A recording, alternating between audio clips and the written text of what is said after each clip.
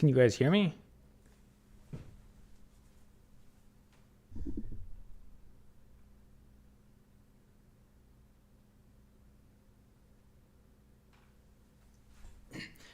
What do you guys see on the screen?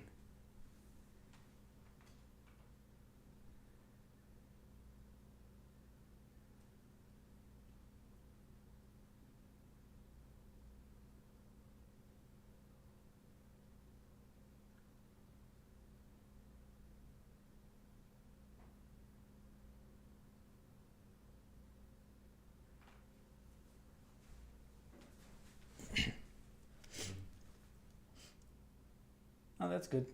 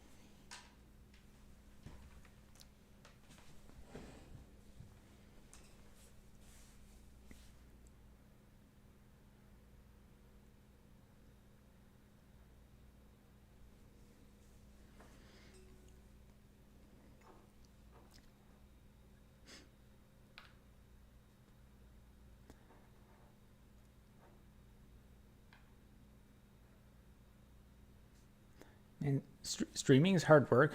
You need so much technology. I really don't like the interface. It said in YouTube, it said that I would be able to like approve before I actually go live.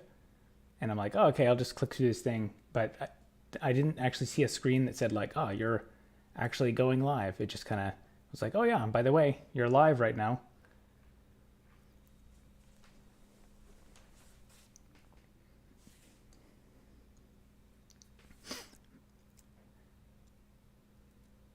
I'm realizing I'm going to need more equipment for this.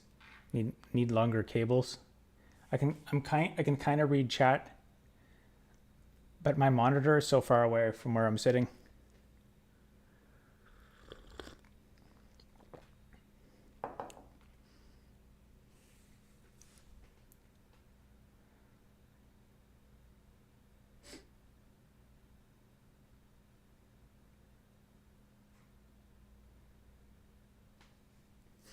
I'm using OBS.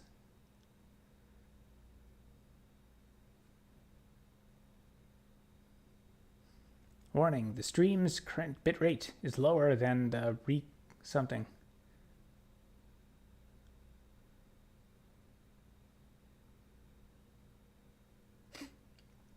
Oh yeah, NSA, it says that right in the man page.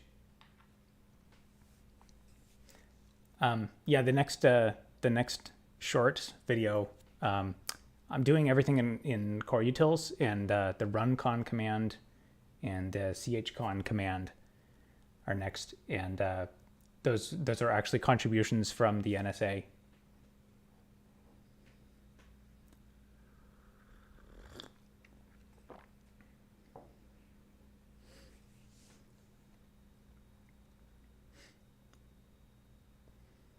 Oh man, I got 16 viewers.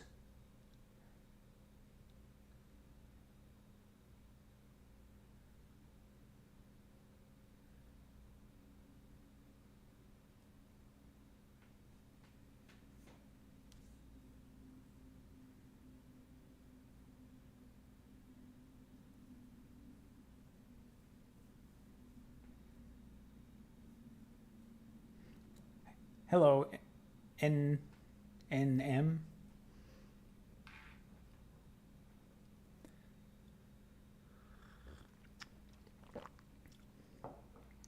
Yeah, I'm not going to do anything interesting for this live stream. It's mainly just to figure out how to actually do it. I realized I had no idea how to actually start a live stream. I was planning to do it a lot earlier, and at first I wanted to I need to research SE Linux a bit anyway, so I was like, oh, I'll just read some man pages, and then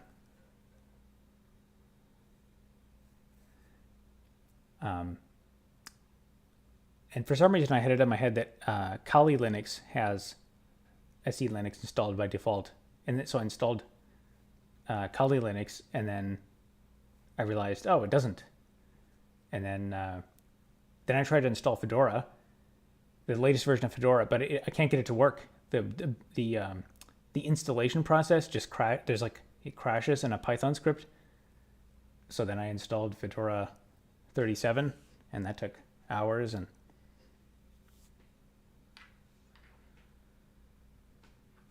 yeah, it's pretty good content. Let's get some action here. Go up.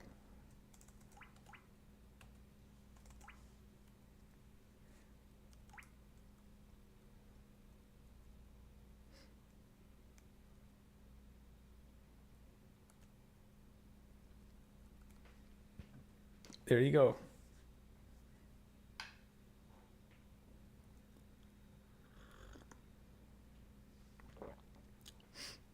Wow, 26 viewers to watch the man pages.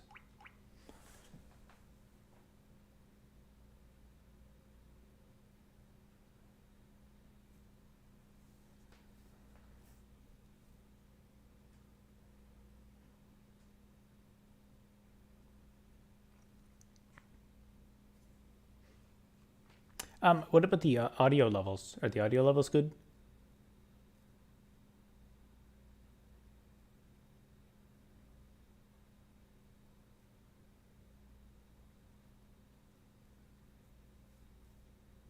Excellent.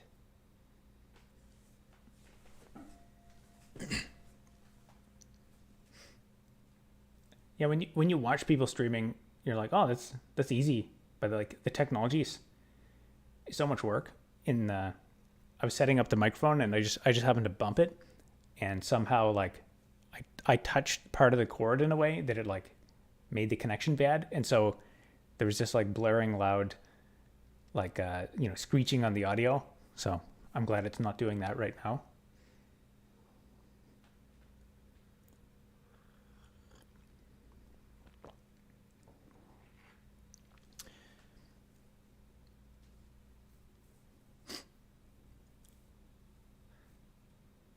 Yeah, the way I have it set up, I have I'm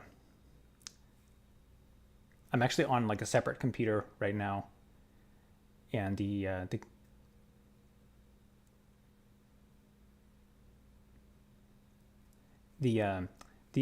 actual broadcast is from my other main computer.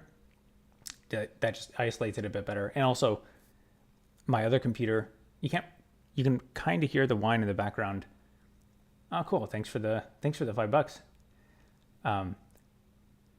You can kind of hear the audio. You can kind of hear the fan in the background, because I really regret buying that laptop. The fan is just, if you do anything at all, it's constantly just sounds like a jet taking off. And I even went into the BIOS and I turned off hyperthreading and turned like everything down as much as possible. But it's still just it's overheating. That seems to be the main constraint for new laptops. They pack so much into them that they're really dense, and they overheat really bad. Just don't run intensive programs. It's even if I just like opening OBS, sometimes if I just have OBS and I'm not even recording, that's enough to like spin the fan up, and like it's still, it's decently cold. It's maybe like probably like 10 degrees outside now, and it's still, but when it gets hot in the summer, it's super bad. So ideally, I'd have a better, quieter computer or something with better. It'd be nice to just have an actual desktop PC again, but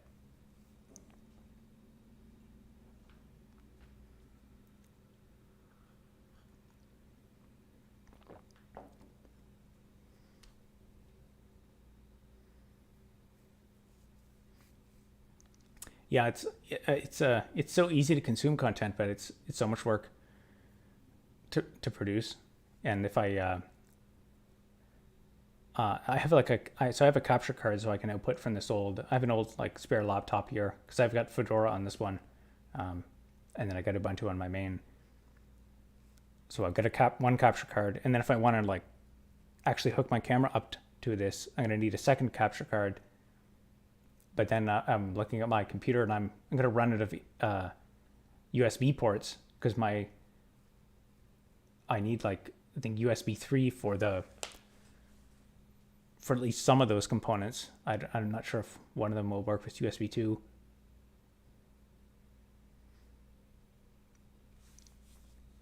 And then I got two monitors. I got to set, because I have to be far away from the fan on the computer, I have a separate monitor and a cable connected to it, but the cable's not long enough.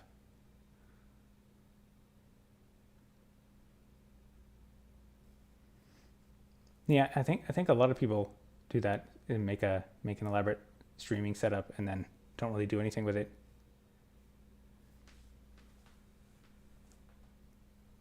It is a lot of work to make content.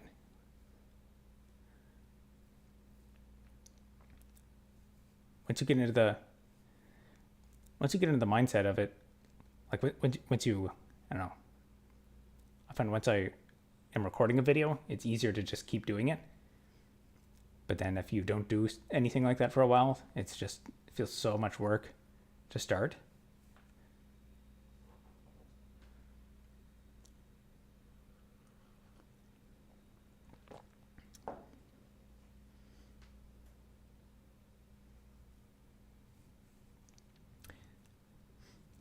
Yeah, streaming is, I mean, I've only been streaming for how long now?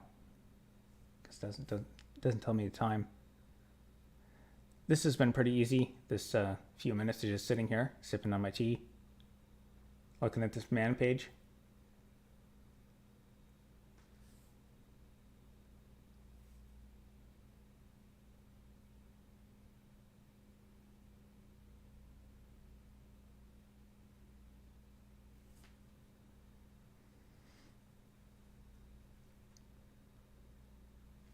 Yep, first ever stream.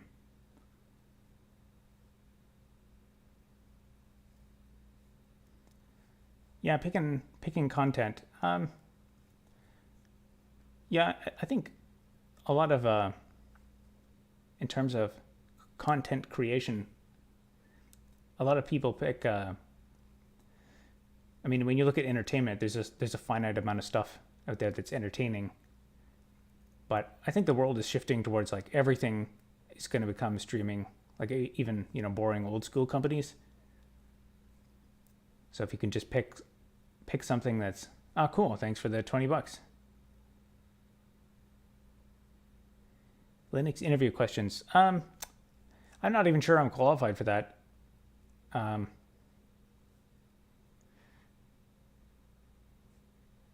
Yeah, I haven't done interviews in a long time. But honestly, I think there's like interview bank questions online and stuff. And those would probably do a better job than, because I've been out of the loop on. I mean, back in the day, I remember it was all about algorithms questions when I was interviewing. I don't know if it's, and then I think lead code has become a thing. And then of course there's like the AI stuff is getting crazy, so that's making interviewing even worse. Frankly, even though like we're getting to a point that the world is so crazy, like even though I have experience and knowledge, I almost feel like even my knowledge is out of date because everything is changing so fast. Which tech streamers, tubers do you watch? I guess I think it's a pretty small ecosystem. There's the ones that come up in recommendations a lot. Of course, Linus Tech Tips. The what's that guy? The Primetime Primigian or something like that. I guess I would see, I don't really watch much live stream, but I see a lot of clips on YouTube.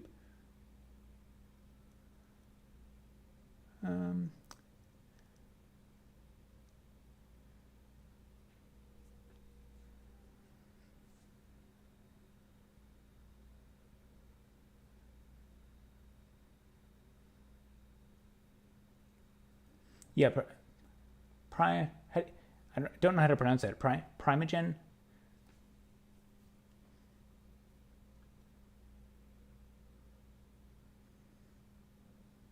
Favorite music artist? Depends. I listen to a lot of stuff.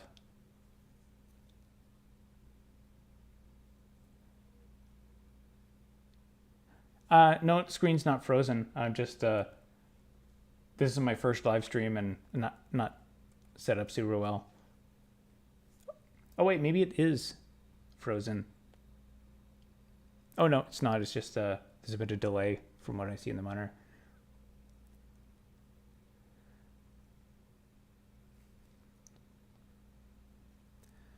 Have you had to work with NIST 800? I'm not familiar with that.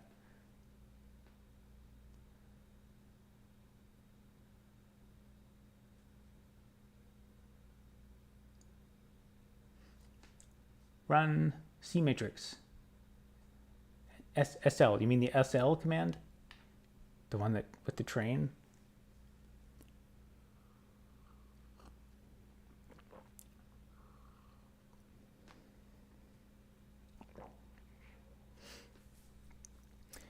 Yeah, let's see. Linux interview questions. I'm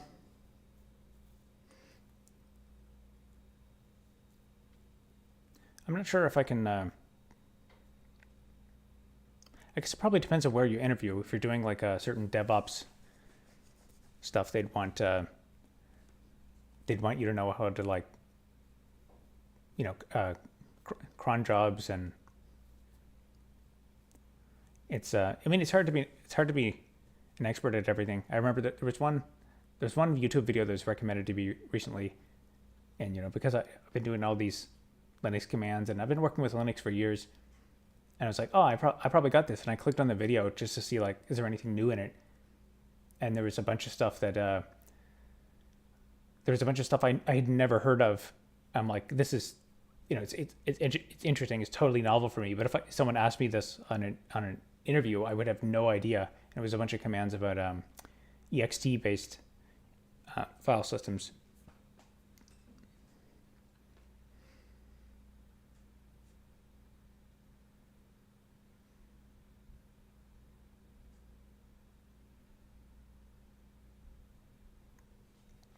I think a lot of interview stuff is the interviewer. Every interviewer has their own kind of weird perspective on how the exact right questions to ask, and they'll probably ask questions based on their own history. So probably more important than questions, you'd want to figure out like who's going to interview you and what is their experience, and that would teach you like what kind of tasks did they do. And that'll tell you what kind of stuff they're probably going to ask you about.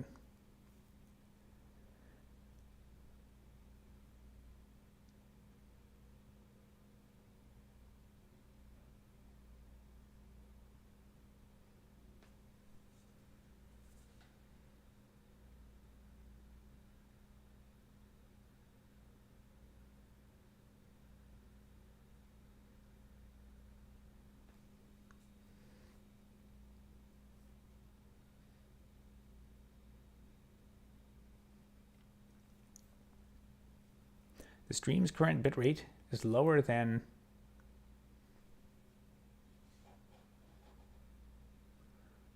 it's cut off. I can't see the rest of that.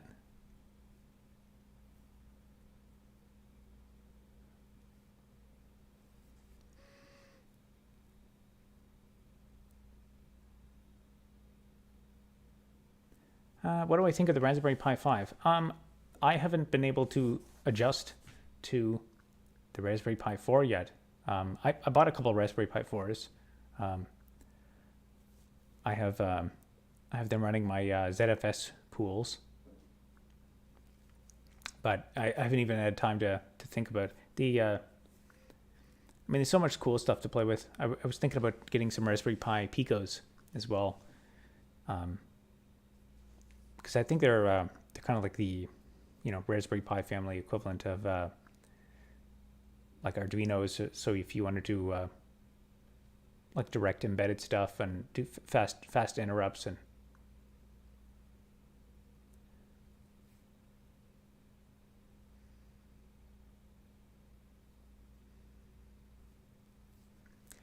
A play dev u random. I don't think that would sound very good, unless you I don't know. Have any of you guys seen my compose bash with music pipe? It uses awk. You can probably find that on Google if you Google like compose music using dev u random.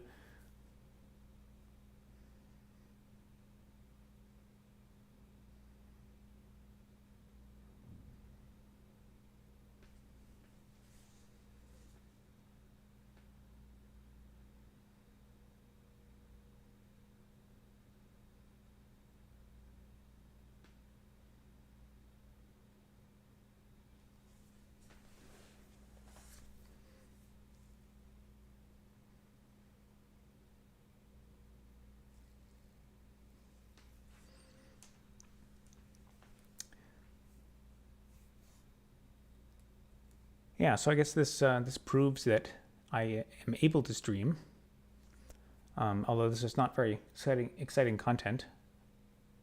Upon reflection, I need to read chat, and then if I'm actually reading the documentation, it's hard to multitask. I can only do one thing at a time. I can either stare at chat and wait for new chats, or I can start reading documentation and then completely ignore chat, but that's not a very good live stream.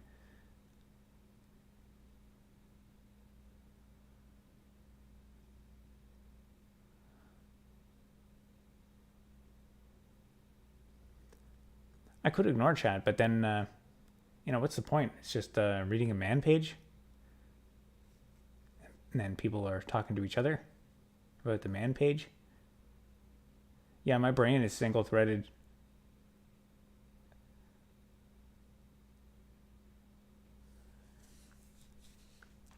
I'll play through one of those Vim games, like the Vim Adventure one. I don't think I've ever tried that. I came up on Hacker News quite a few times.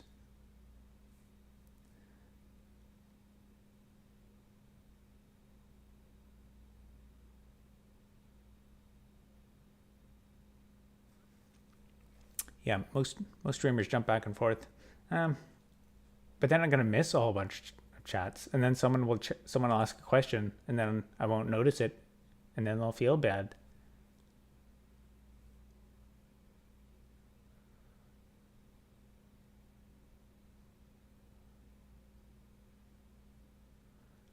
Streaming has surprisingly high cognitive load. Yeah.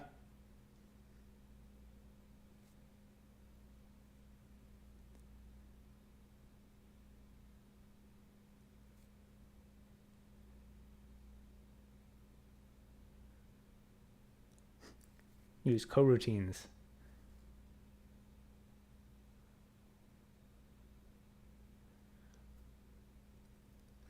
Yeah, I think I'll have to I'll figure out the setup a bit better and get the cables that are the right length. I didn't even know I was going to be live, because when I was going through the steps, it's like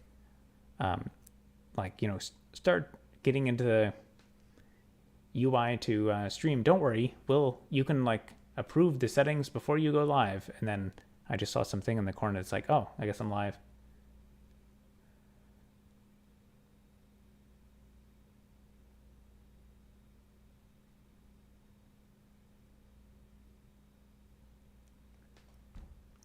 True, I'll feel bad if you don't read this chat out loud.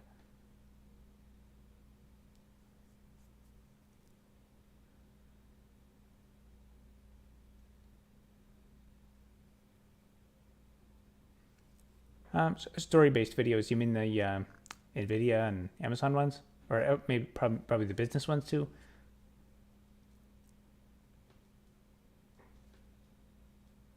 Need to grep for the chat. Yeah.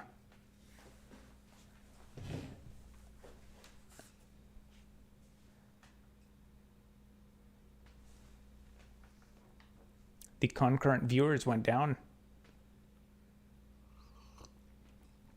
I guess they are not interested in reading this static man page.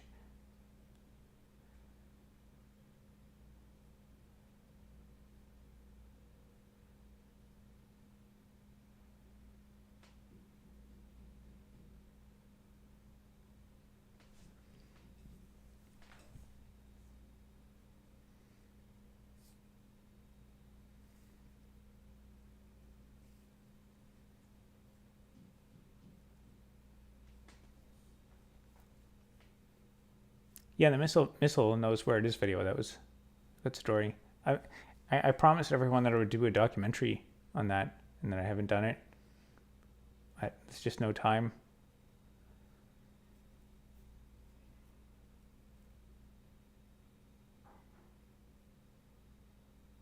Oh, we're back up to 30 concurrent viewers.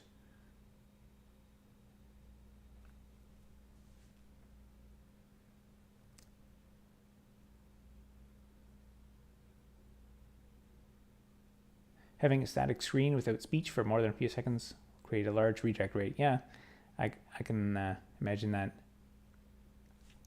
Yeah, I mean, I've definitely, when I've checked out streamers, that's, first thing I do is say, is there anything happening? And then if nothing happens, then I leave.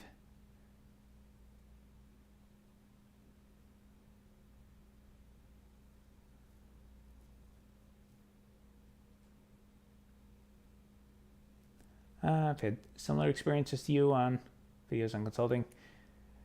Yeah, it seems, I don't know, I've been trying it from a few different ways for quite a while now, and I think it's time to observe that there's some patterns there, that it's not super viable. I mean, I think it's I really think in hindsight, like if I just had like one really good client at the start, like there's a couple that started out good, but then the client ran out of money, and if my client just didn't run out of money, my plan would have been to, with the amount they were paying me, I could have easily within a few months hired like an intern or something, and then I probably would have had an intern and build them out, and which would have been good for them. I could have like worked really closely with them and trained them and stuff, but it just wasn't meant to be. And then trying to get people to pay you, and there's just so much time wasted doing things that are not productive.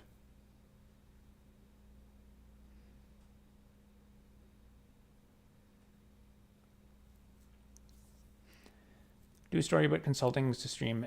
Yeah, that's probably that's not a bad idea. I have been meaning to do some. I could probably. I was going to do them more scripted, but it might make sense to do like I could probably write down like 20 different like notes about, bullet points about stories, and then just go through all of them, because I do have a lot of like interesting stories about just going out and talking to businesses and engagements that I kind of started on, and then lots of things there were just dead ends, like crazy clients, people who just have weird ideas.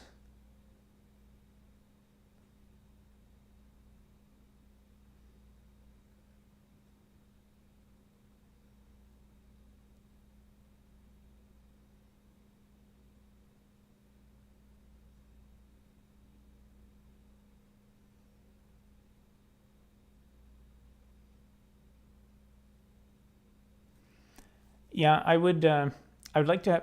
I guess I have like a USB webcam, but that if it's too far away. Now I have my DSLR camera, but I only have one like capture card thing.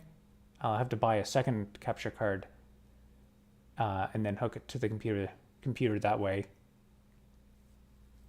Of course, that's going to make my fan go even crazier. But we'll see if I can. I'll probably buy another capture card. I can get another one, or one of those USB capture things for $100. Yeah, yeah. I don't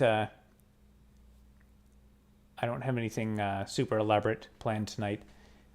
Just doing a test stream.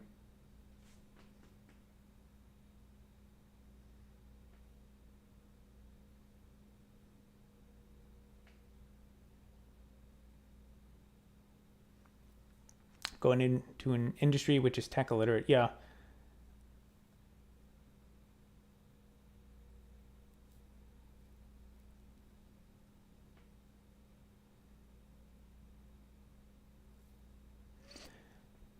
Yeah, that's definitely the way to be successful at it.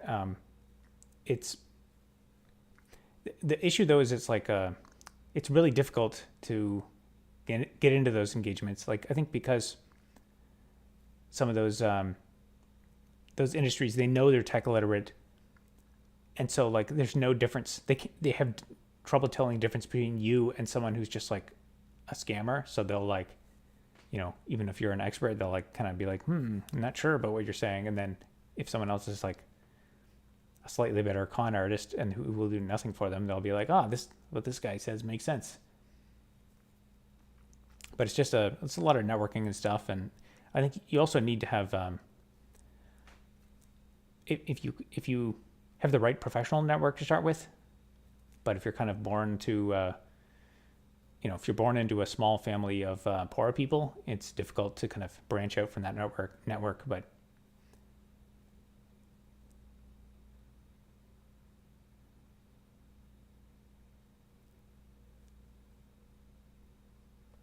I love your videos on teaching me Linux commands. Yeah, those ones are my favorite.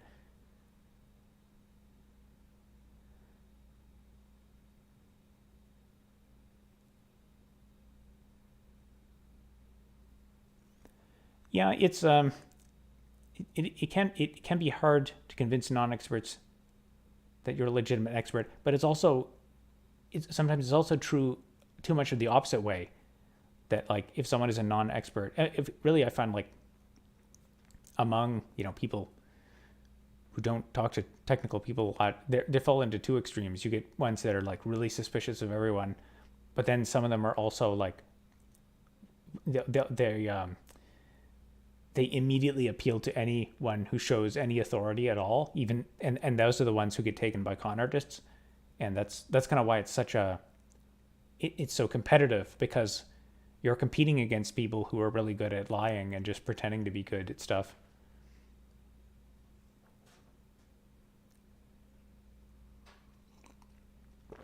And I mean, realistically, like like I said about in that video about competing with like government stuff, just go to Google News, type in like government scandal consultants, and just like read about the stuff that's happening there, where it's billions and billions of dollars. If you consider getting better at lying, it's the thing is you got to make a career out of it. Like you really need to be like vertically integrated.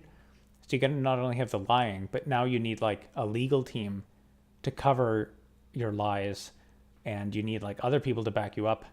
And I mean, realistically, like if you really wanted to go that way, I think if you wanted to consider a career in consulting to government and just getting these big billion-dollar contracts, I would recommend a career in politics. Like you don't even need to know how to do anything, because all these people that make the money, they just subcontract it to like someone.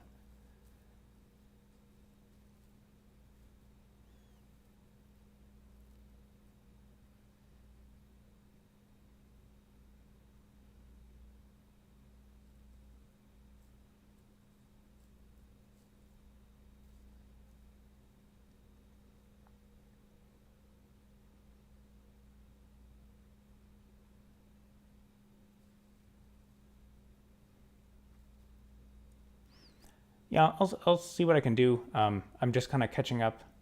I haven't really been able to like think much for the last 30 days. It was kind of an impulse thing to start doing the videos. So it was really kind of flat out going all day long and editing. But maybe I'll do some more live streams. Live streaming so far is pretty easy. I'm not just sitting here looking at a man page, and I don't even have a camera on. And there's, we just got 2 more people, 40 viewers now. Yeah, I have to say this is probably my favorite live stream as well. So if I get a camera, it'll be a bit more exciting. And if I can get the chat a little bit closer, because it's like I'm squinting to look at it right now, and I have to like look back and forth, and it's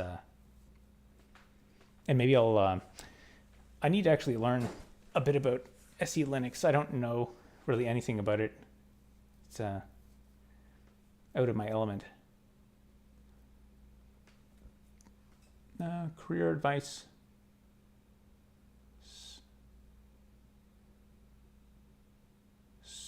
Switcher? Oh, career switcher.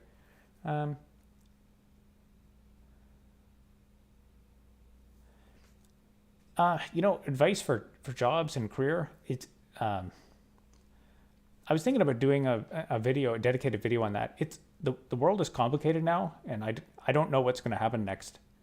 Like we're kind of in a transitionary period, and that's a lot of messages.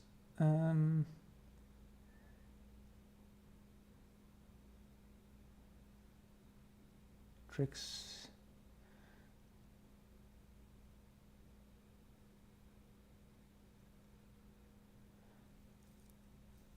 Yeah, I think for the job market, like AI is actually really crazy, and it's going to change the world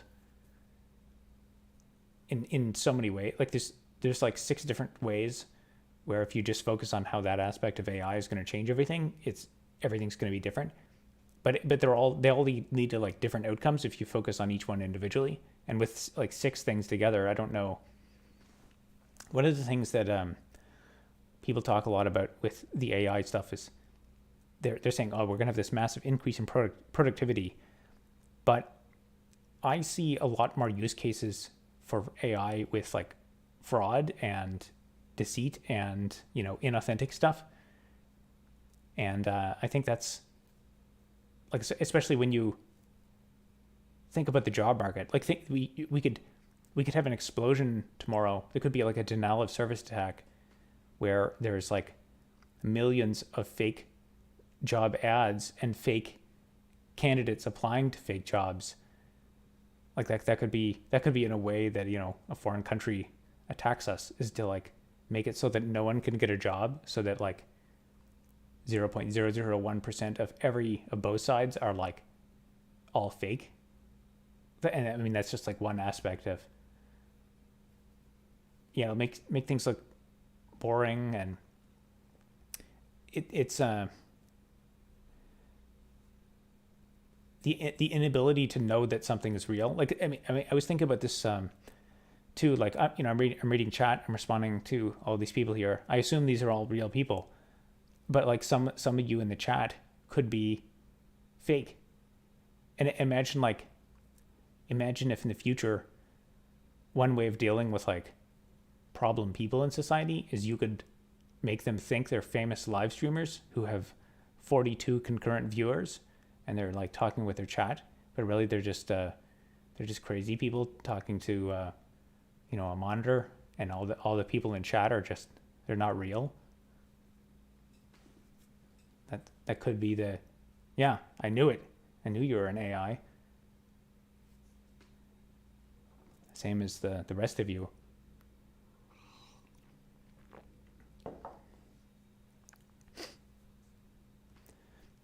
But yeah, I think we could see a massive decrease in productivity.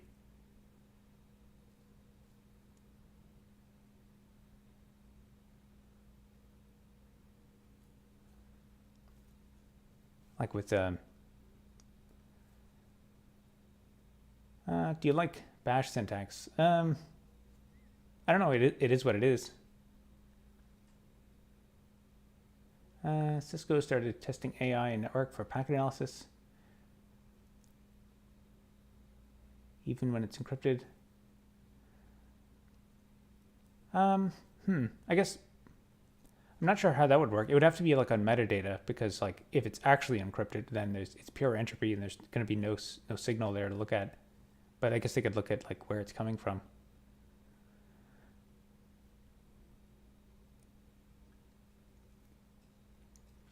Yeah, I could see a lot of like a lot of people are talking about AI as like writing code for us, and I've tested it out a little bit. I was thinking about making a video on, I'm overdue to make a video on AI, but I tested it out, and it's not, in my opinion, it's not really spectacular. Like it's just, it's almost equivalent, like if you go to Google and type in, say like, give me code for a Pac-Man game, and then Google just gives you like the first 10 results for a Pac-Man game and kind of merges them together.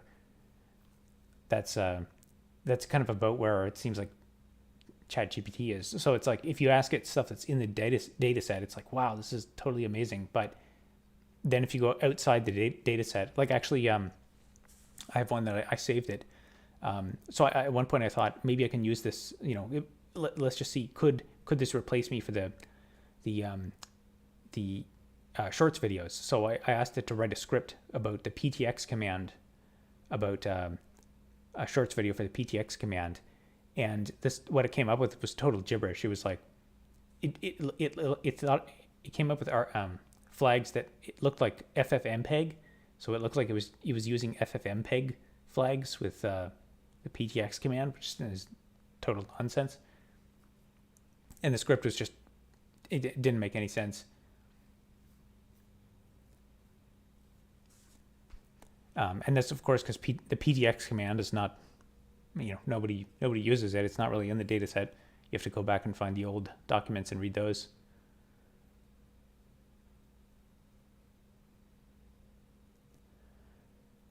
Yeah, good at aggregating data. Yeah, it's that's another aspect that I think is really really interesting, because like it's like of course I'm criticizing it. I'm saying like, oh, it's not good. I'm better, but at the same time, it's so good that I almost feel like it's going to be good enough that it'll be wrong sometimes, but in subtle enough ways that no one will care. So you'll ask it like to do some data transformation task. Like I've heard that it's really good for, like, if you give it a JSON object, say like reinterpret this JSON object as like formatted as a list or as YAML or something like that. It can transform those things well, but that's still just a probabilistic output. So what's the proof that it actually does it correctly? So like, what if you give it a data set and say, graph this data set? What if it changes the values subtly? And you might criticize it and people will be like, oh, well, it never does that for me. But what if there's a small probability that it does, and then it's like subtly putting wrong stuff? It's getting these subtly wrong outputs. But it's just like with Excel documents. There's I think a few famous economists who they published data that was wrong because their Excel values were wrong, and if some kind of bug in Excel or some mistake on their part, but people still just keep using it because they're like, oh, whatever, it's close enough. And then if you try to like explain floating point rounding errors, they'll be like, oh, you just annoying, pedantic, smart person. It works for me.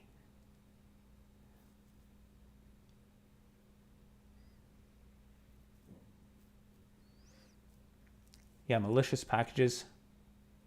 Hoping AI will download them. I mean, you could also hope for humans to download them. There's going to be a lot of that. Good at telling them what to Google. Yeah, it's I haven't really used it much.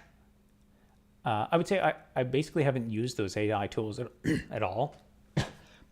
But I've been looking I've been looking up a lot what other people are doing with them, just to see like, am I missing something? Because in a way, the AI tools are like, they're bad enough that I don't want to use them, but I can't ignore them because it's clear that, it's going to change the world.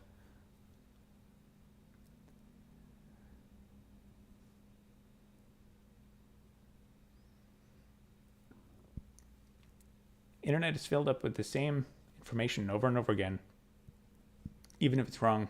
Yeah, that's definitely true. I mean, there's certain like specific things that are just so much work to like think about more or articulate that. I think a good example was I made a big long. I have a video on that about like bit flips in memory, and there's some quote about like every I don't know, what was it, every 100 hours or something.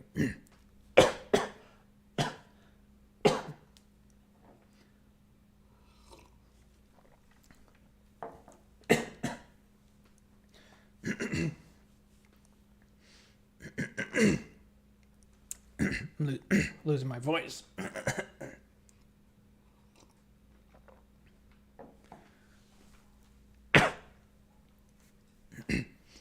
Yeah, some quote about like every, I don't know, 100 hours of computer being on per gig, there's a bit flip in memory.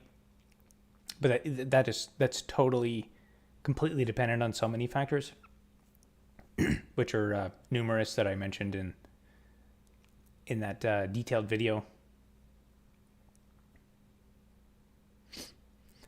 I have a hard time that AI could get smarter than the greatest among us.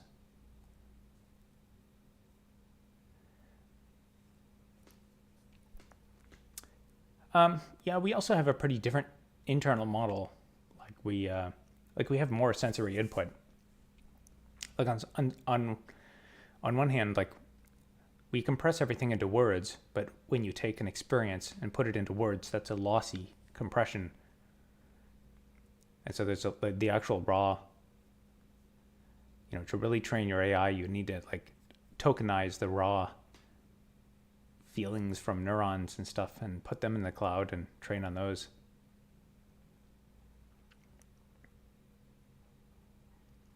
Just had a commercial interjected. Anyone else? Oh yeah, it asked about monetization, and I was like, oh, I'll just click that.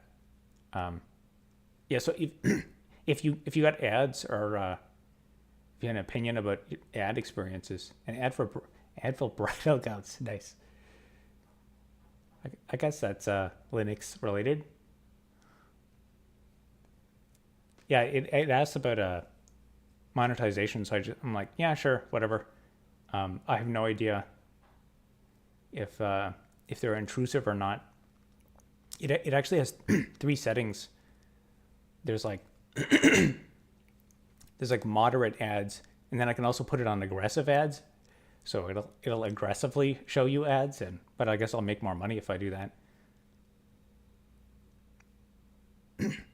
Yeah, I have no idea. I wonder how much it would make. That would be kind of interesting if I could just literally like sit here all day and then make money off of 40 people getting shown ads. Make a video about monetization. You mean YouTube monetization or monetization in general in business?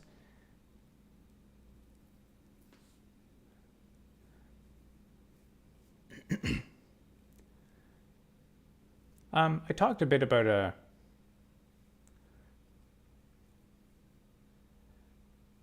well, I don't know. There's different ways you can talk about. I didn't know that either until I started this live stream. haven't seen a YouTube ad, uBlock Origin, or Firefox for years. Actually, I had ad block. I think it was uBlock Origin, and then they started like detecting it, and then I eventually. I was like, you know what? I use YouTube a lot, so I'll just pay for premium. Can you help me debug my code? I don't know. That's it's kind of difficult in this situation.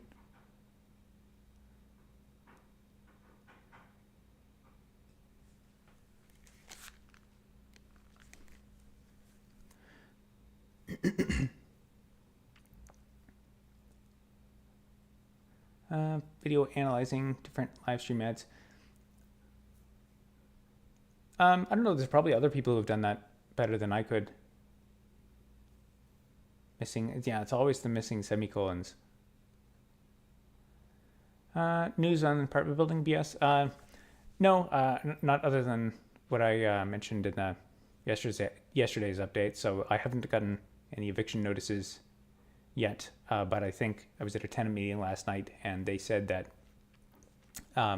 there's a new permit application for 80. They want to install 84 dishwashers in this building, which is like the whole building, and so I think it's only a matter of time.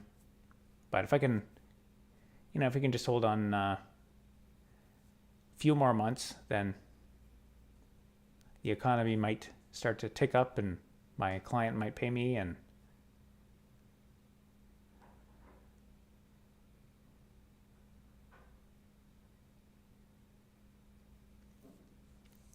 I guess me using uBlank affects your bottom line.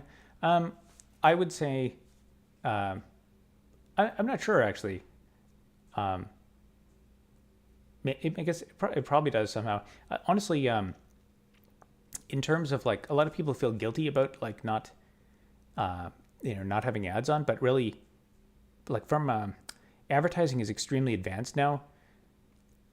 My bash RC file, I don't really use one.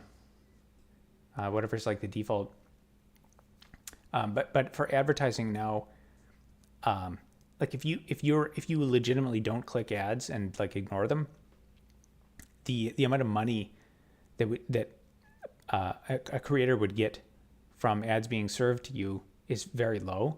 But if you see an ad, if you're the type of person who clicks ads and then like buys things from them, or because really, advertisers want conversions. They want you to buy things. They want you to like sign up things. They want you to give your information away and stuff like that.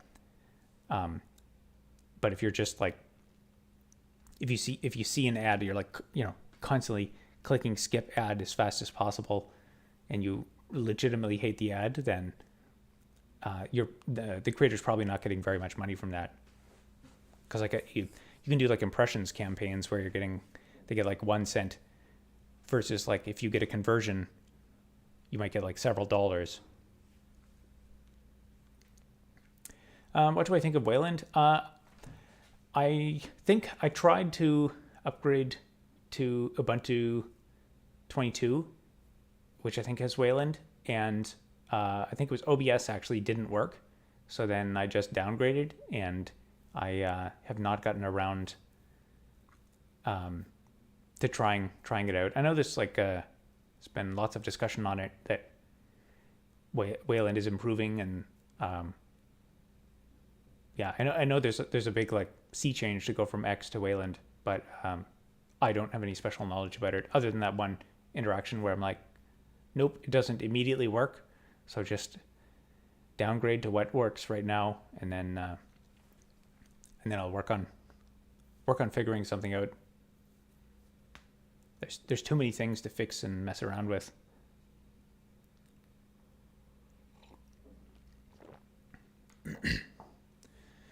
Yeah, honestly, that I've installed and set that up XFCE before,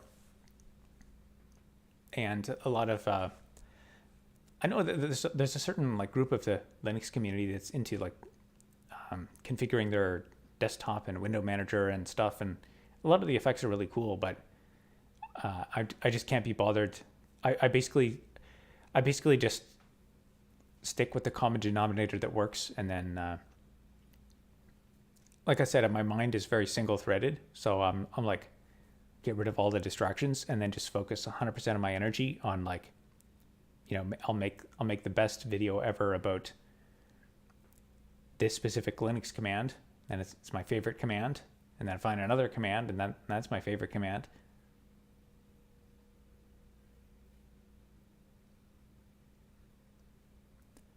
No problem. Glad you enjoyed the videos.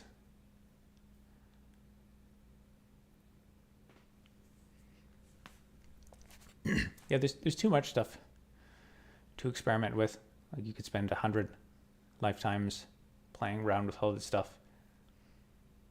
And the amount of time, like some people have such an encyclopedic knowledge of all the configs and stuff that you need to get this stuff working.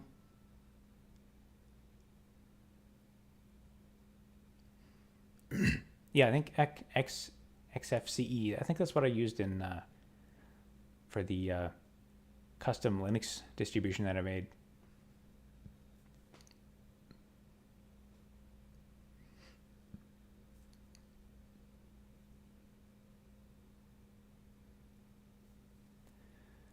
I think the shorts reached a lot of young people. I think the biggest group was 20, 24, 25 to 34, but I think the second was like 18 to 24, and then I think there's maybe like 1% that were less than 13 to 18, but the fact that there's like even 1%, I mean, that's still kind of impressive that people 13 and up are watching Linux videos.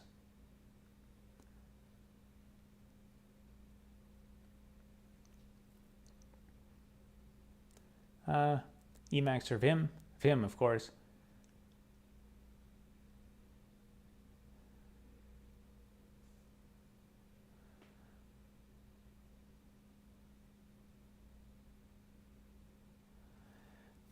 Did I know my favorite Linux command brand would be a big hit right off the bat? I guess it's not mainstream yet. It's still could go a little bit bigger. Interestingly, I've been posting like pretty much. I have a delay, but I've been posting the same videos on like Twitter and Instagram and basically TikTok, and there's basically no traction at all. But on YouTube, it's really started to pick up. But I think it took about like 50 videos or something for it to kind of actually start to get a little bit of momentum. I think Linux will be rewritten in Rust. I know there's a lot of people trying to do that.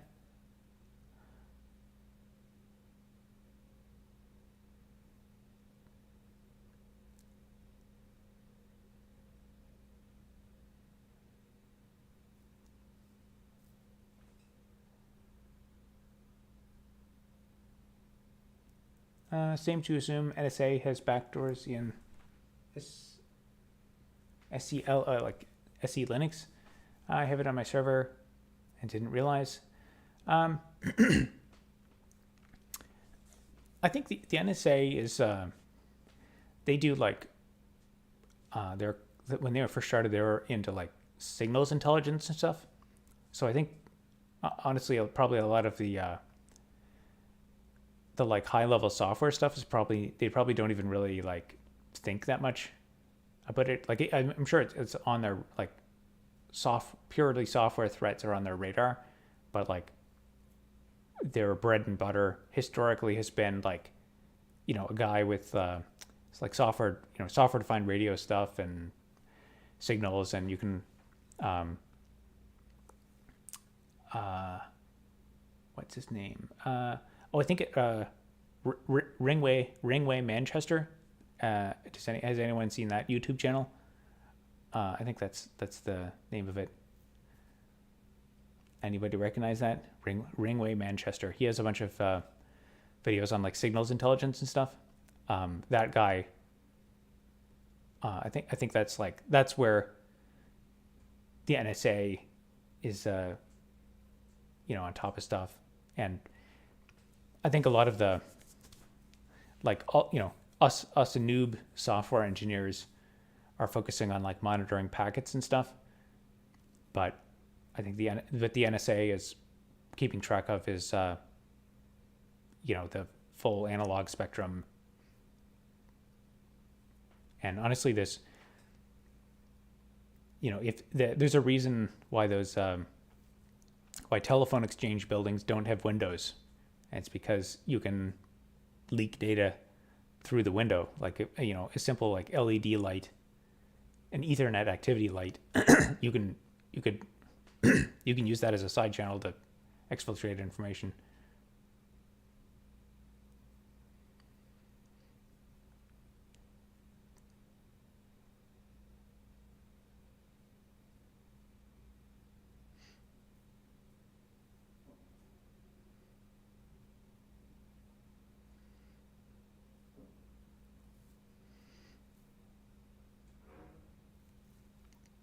Yeah, he's got a lot of interesting historical videos, and he goes right into depth. Like he goes into Google Maps and shows these like old historic locations of antennas and stuff, and he can glean a lot of information about what type of antenna it was and what it's used for from just looking at it.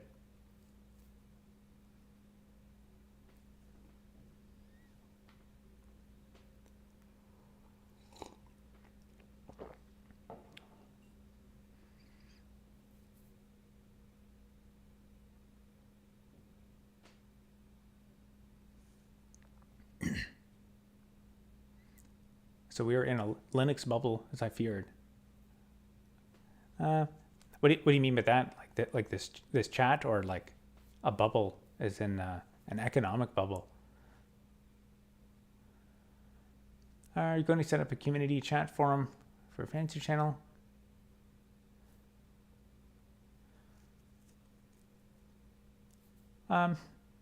Yeah, that's a good question.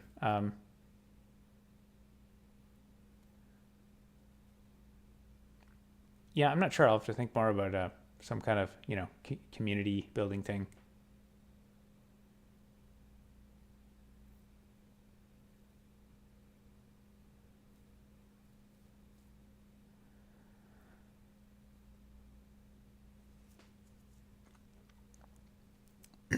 Yeah, I think anyone who's a hardcore technology person watching YouTube videos, there's only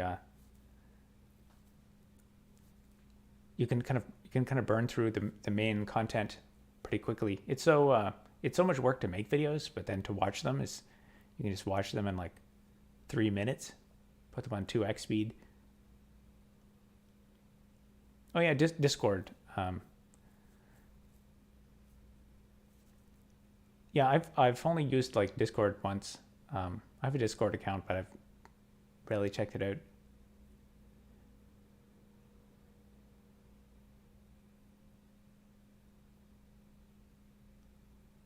PowerShell? No way.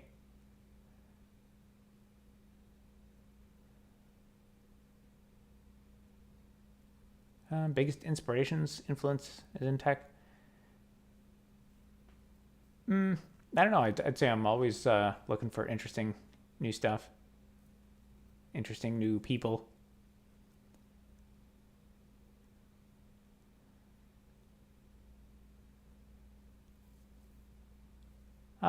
No, I'll probably I'll look into some kind of I don't know, community thing at some point.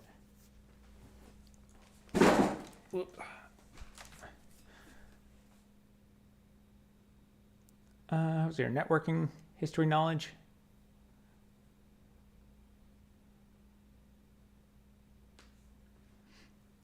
That's a pretty specific question about the TCP header. I'm not sure.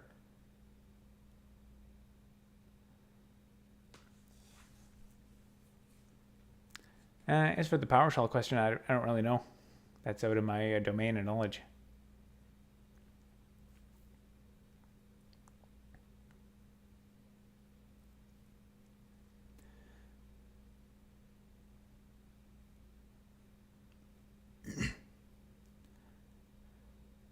Oh, look at that. I'm at 1 hour and 5 minutes. Wow, that's a lot easier than making a 1 hour video.